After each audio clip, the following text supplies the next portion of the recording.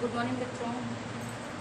बच्चों, आज आपका 8वां चैप्टर है अशुद्ध जल से फैलने वाले रोग। आप सभी को पता है कि हमारा स्वास्थ्य यदि बाहर के वातावरण पर निर्भर करता है तो इसके अलावा उन चीज़ों पर भी हमारा स्वास्थ्य बहुत अधिक डिपेंड करता है कि हम किस प्रकार का भोजन लेते हैं, किस प्रकार के जल का उपयोग करते हैं।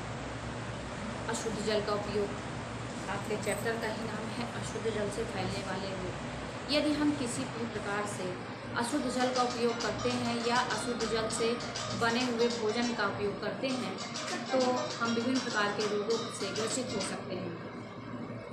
अब बच्चों, ये जल किस प्रकार अशुद्ध होते हैं? हम तो अपने नॉलेज में हम अच्छे यानी साफ शुद्ध जल का ही उपयोग करते हैं। साफ जल की समझ कर ही भोजन में उसका उपयोग करते हैं या पीने में भी हम साफ जल का ही उपयोग करते हैं। बच्चों, ये अशुद्ध जल अस्वस्थ व्यक्ति के खून, मल या शरीर से ही एक स्वस्थ व्यक्ति के शरीर तक पहुंच सकता है। यदि अस्वस्थ व्यक्ति जिस बर्तन में भोजन करता है, यदि आप उस बर्तन में भोजन कर लें तो भी रोग के कीटाणु आपके शरीर तक पहुंच सकते हैं और रोगी व्यक्ति के वस्त्र या उसके बहुत अधिक सानिध्य में जाने पर भी आप रोगी हो सकते हैं। और जल में रोग के कीटाणु पहुंचने पर जल अशुद्ध हो जाता है और यह अशुद्ध जल हमारे पेय स्रोतों तक पहुंच जाते हैं, पेयजल के स्रोतों तक पहुंच जाते हैं और उन जल का जब हम उपयोग भोजन बनाने में या पीने में करते हैं तो विभिन्न प्रकार के रोगों से हम ग्रसित हो जाते हैं। तो आज आपको बताएंगे कि किस प्रकार कौन कौन से रोग ऐसे हैं जो अशुद्ध जल से फैलते हैं। तो बच्चों, अशुद्ध जल से ज्वर, टाइफाइड और अतिसार, पेचिस, ये सारे रोग अशुद्ध जल से फैलते हैं। जिसमें सबसे पहला रोग आपको बताऊंगी टाइफाइड के बारे में कि टाइफाइड क्या होता है बच्चों।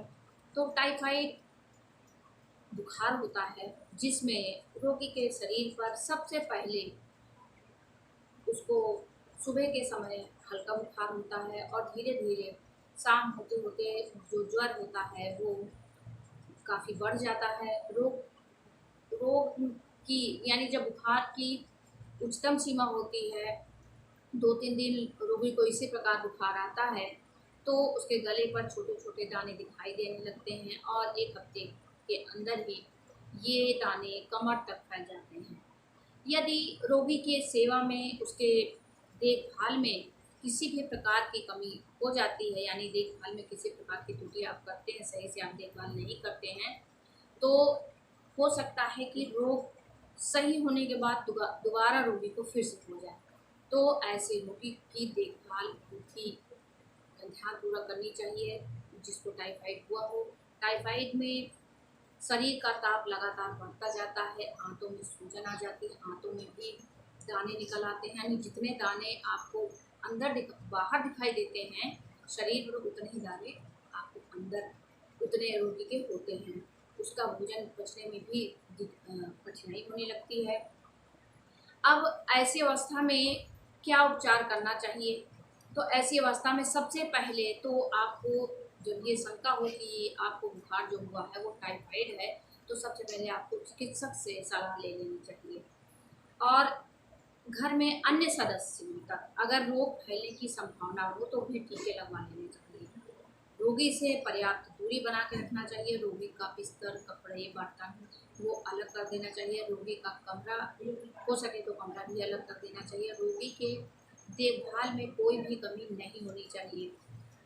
और बच्चों, इसका जो संप्राप्ति काल होता है, इसका उद्भवन काल जो होता है बच्चों, वो होता है 7 से 21 दिन का। यानी कि 21 दिन में लगभग ये रोग समाप्त हो जाता है यदि भली प्रकार से रोगी की देखभाल की जाए तो। अब इस ज्वर के और भी कई लक्षण हैं बच्चों, वो आपको बताऊंगी कि रोगी बुखार का अनुभव तो करता ही है, उसके शरीर में, पूरे शरीर में दर्द रहती, पैर, हाथ और कमर में ज़्यादा दर्द होता है, भोजन उसका पचता नहीं है, उसको उल्टियाँ, यानी भोजन कुछ भी वो भोजन करता है तो उसको उल्टियाँ होने लगती हैं। तो आपको ये प्रयत्न करना चाहिए कि उसको फलों का जूस, हल्का आहार, टोस्ट का पानी, खट्टे दूध का पानी, ये उसे दिया जाए। और जब रोगी की अवस्था कुछ ठीक होने लगे, यानी कुछ स्वस्थ होने लगे, उसका बुखार कुछ कम होने लगे, तो उसे सुपाच्य हल्का भोजन दिया जा सकता है। बच्चों, तो आज आपको टाइफाइड के विषय में बताया कि अशुद्ध जल से फैलने वाला रोग टाइफाइड है, ये किस प्रकार फैलता है और किस प्रकार रोगी की देखभाल की जाए कि वह इस बुखार से शीघ्र मुक्ति पाए। अब आपको नेक्स्ट वीडियो में इसके अन्य रोग, पेचिश, अतिसार के बारे में बताऊंगी। Thank you.